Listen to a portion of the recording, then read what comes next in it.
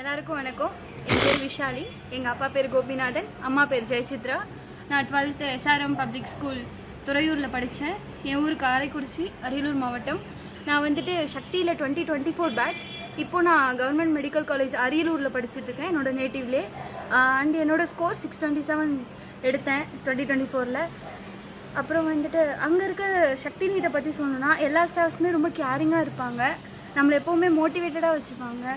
Physics வந்து எனக்கு ரொம்ப கஷ்டமாக இருந்ததுனால நான் போய் சக்தியில் ஜாயின் பண்ணேன். மெயினாக அந்த இன்ஸ்டியூட்டில் ஃபிசிக்ஸ் வந்து ரொம்ப ஈஸியாக்கிடுவாங்க, ரொம்ப கேர் பண்ணுவாங்க.